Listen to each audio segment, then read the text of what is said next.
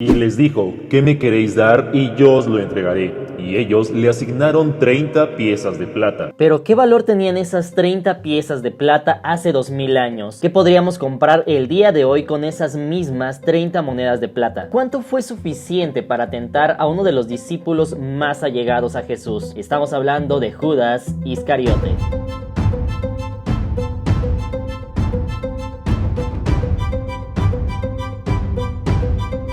En Mateo 26, 14 y 15 se puede leer lo siguiente. Entonces uno de los 12, que se llamaba Judas Iscariote, fue a los principales sacerdotes y les dijo, ¿qué me queréis dar? Y yo os lo entregaré. Y ellos le asignaron 30 piezas de plata. ¿Fue acaso una de las recompensas más jugosas del mundo antiguo o apenas era un puñado de monedas? Muchos de ustedes pensarán que basta con sacar el peso de la plata en ese entonces, multiplicarlo por el precio actual de la plata y de ahí sacamos el valor que pagaron por Jesús. Sin embargo, déjame decirte que eso no es cierto, es una teoría errónea. ¿Y por qué? Resulta ser que punto número uno, aunque tú saques el peso de la plata no ha tenido el mismo valor económico monetario durante los siglos. Es decir, mientras que en algunas épocas de la humanidad la plata y el oro, por ejemplo, valían casi lo mismo, o en algunas ocasiones la plata valía incluso más que el oro, como en la época egipcia, en otros episodios de la historia la plata no tenía valor tan alto o incluso no valía nada, como se menciona en Primera de Reyes 10:21, donde se dice que todos los vasos del rey Salomón eran de oro, porque en aquellos días la plata no era apreciada. Así que la teoría de tener el peso de la plata y conocer el precio actual no es algo que funcione para nuestros días. Es decir, el valor que se le da a los metales preciosos como el oro o la plata no es el mismo durante los siglos. Y esto lo podemos ver en tan solo 10 años. Ahora imagínate cuánto ha cambiado el valor monetario que se le ha dado a la plata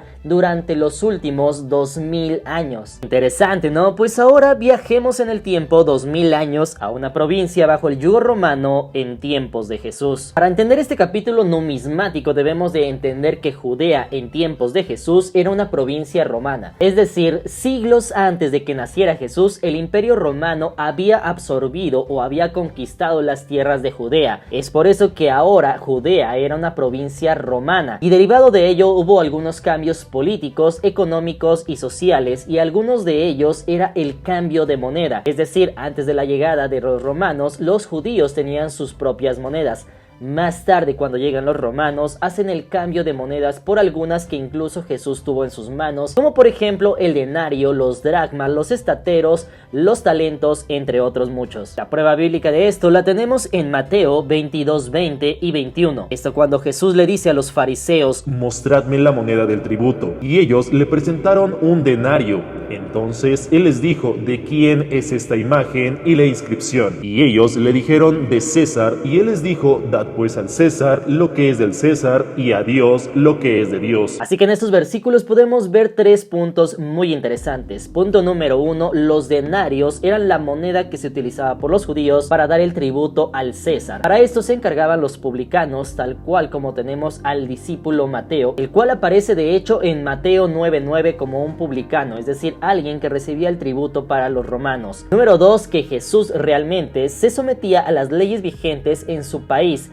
Y esto lo veremos a más detalle en otro video. Y número 3, dad al César lo que es del César. Esto evidencia que en el templo no se usaban monedas romanas. Es por eso que Jesús se enoja con los cambistas que se encontraban afuera del templo. Esto como lo podemos ver en Juan 2:14. Cuando llega Jesús al templo, voltea las mesas de los cambistas y esparce las monedas porque habían convertido el templo de Dios en un mercado. Es así como podemos ver que en su momento los judíos llegaban a dar su tributo al templo. Sin embargo, ellos estaban utilizando denarios, que era la moneda en curso en las provincias romanas. Y es ahí donde entran los cambistas, ya que ellos recibían los denarios, los cambiaban por monedas que sí eran aceptadas en el templo y posteriormente se hacía el negocio del siglo. Sin embargo, tú te preguntarás por qué no aceptaban las monedas romanas en el templo. Por un lado tenemos que en su momento Dios le pidió a Moisés que se entregara un tipo específico de moneda, y por otro lado tenemos que los denarios y monedas romanas tenían en su reverso figuras de dioses romanos como Dioscuros tirando el carro de la victoria o una cuadriga arrastrando el carro de Júpiter o de Marte. Pero entonces, ¿con qué moneda se pagaba el tributo?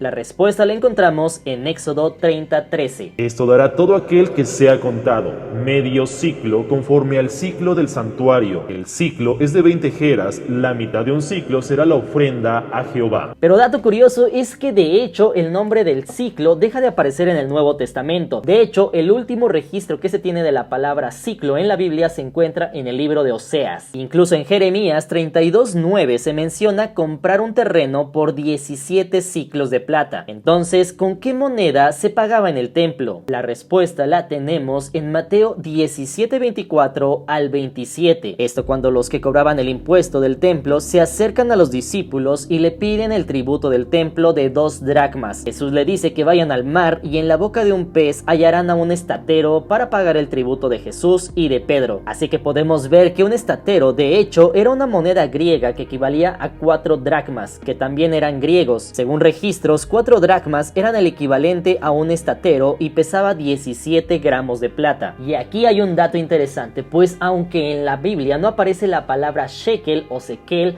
se dice que la palabra shekel en la traducción al español significa ciclo de plata. De hecho, en el siglo II a.C., Roma tuvo en circulación 2 tipos de monedas en la región del Mediterráneo, uno en Tiro, en el Líbano, y el segundo en Antioquía. En Tiro se fabricaron shekels de Tiro y medio shekels, esto con una pureza del 95% de plata entre los años 127 a.C.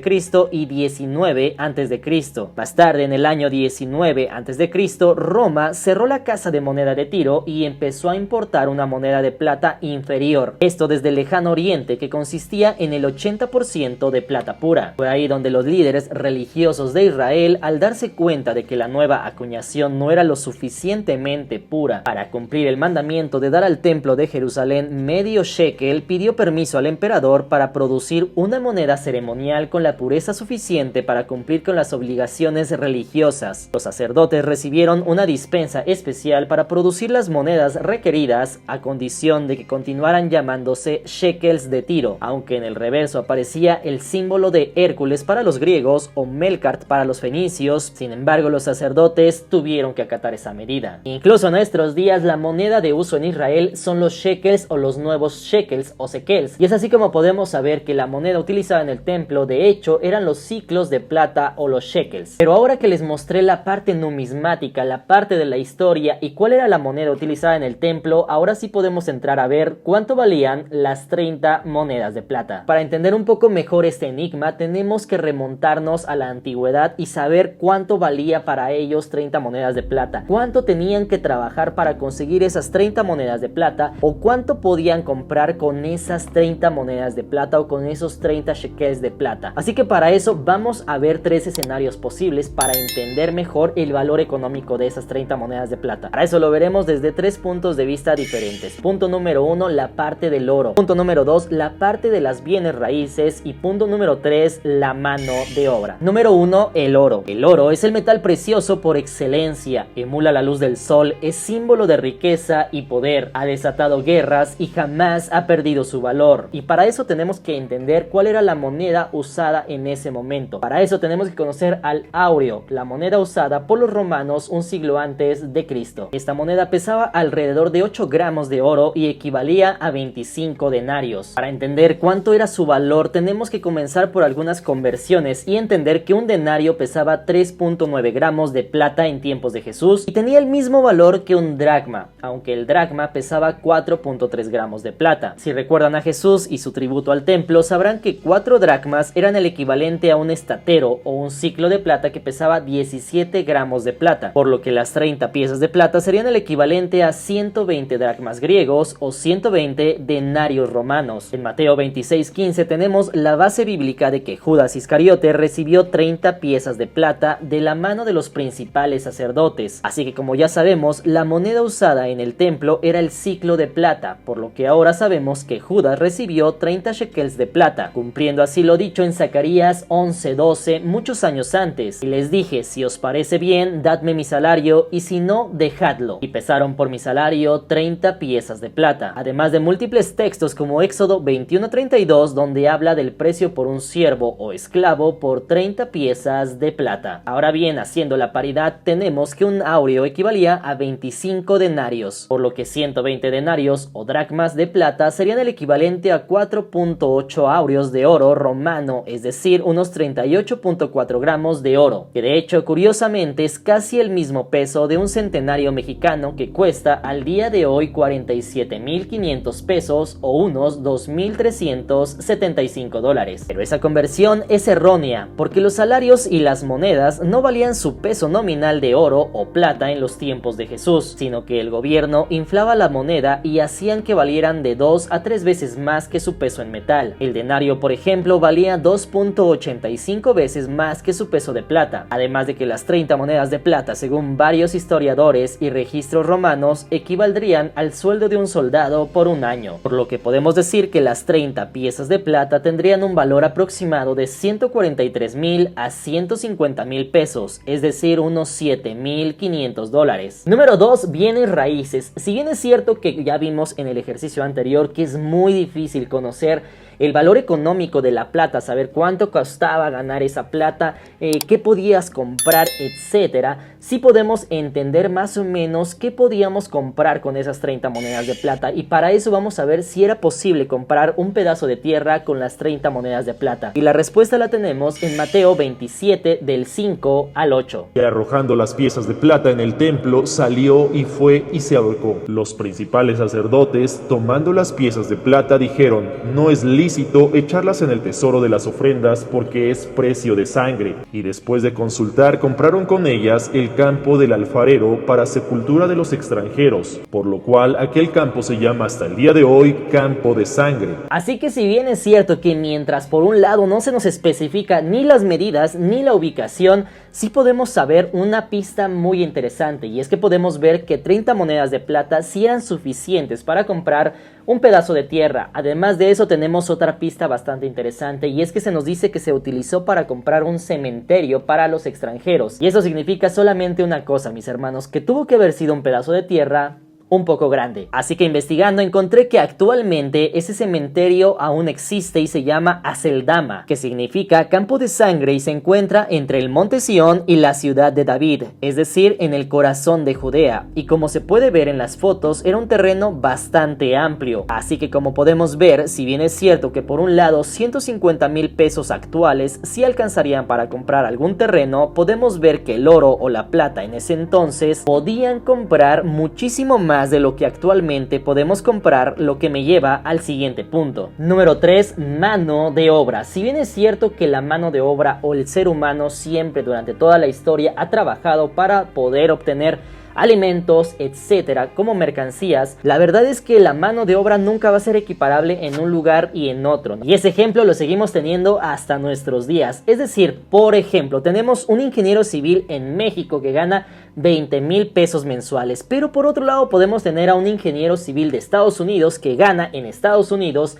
100,000 pesos. Así que los salarios pueden ser muy diferentes dependiendo el país o la potencia económica en la cual trabajes. Sin embargo, vamos a ver cuánto ganaban los romanos en tiempos de Jesús. Para entender este ejercicio, debes saber que los salarios se tasaban en denarios. Así que tomando el ejemplo del valor de las 30 piezas de plata en pesos mexicanos, dividamos los 150,000 pesos entre los 120 denarios y tendremos que un denario a nuestros días valdría unos 1,250 pesos. En ese entonces, por ejemplo, un esclavo costaba alrededor de 500 denarios, es decir, unos 625,000 pesos. Un secretario ganaba 15 denarios al mes, es decir, 18,750 pesos al mes. Un profesor 12 denarios al mes o 15,000 pesos mensuales, mientras que un legionario raso ganaba 225 denarios al año, es decir, 281,000 pesos anuales o unos 23,437 pesos mensuales, mientras que la guardia pretoriana podía ganar cerca de 375 denarios al año, es decir, unos 469,000 pesos anuales o como 39,000 pesos mensuales, por lo que se puede decir que las 30 piezas de plata equivalían a un salario anual de un obrero que ganaba 10 denarios al mes. Y finalmente llegamos a la conclusión, mis hermanos. Como ya les pude mostrar, tenemos estos 3 escenarios en los cuales podemos entender aproximadamente el valor que se le daba a la plata en tiempos de Jesús. Pudimos ver el ejemplo del oro, mis hermanos. Pudimos saber que cuesta alrededor de 150,000 pesos en nuestros días. Punto número 2, también pudimos ver la parte de cuánto se podía comprar de tierra en ese entonces. Y punto número 3, pudimos ver también que era más o menos el salario que recibía una persona o un obrero por todo un año de trabajo. Así que aquí lo más importante es tu opinión. Me gustaría mucho que me pusieras en la parte de los comentarios qué fue lo que más te interesó de este video. ¿Ya te imaginabas que más o menos eso era lo que valía la plata en ese entonces? ¿Cuál de los 3 escenarios, el del oro, el de las bienes raíces o la parte de la mano de obra, fue la que crees que es más acertada hacia nuestros días? Todo eso déjamelo saber en la parte de los comentarios. Muchísimas gracias por haber estado en este video. No olvides que me puedes poner siempre en la parte de los comentarios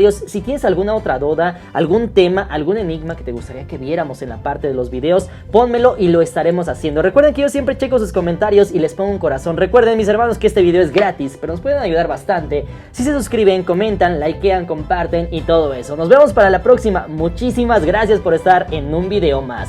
Y recuerden, mis hermanos, que todos somos hermanos. Nos vemos.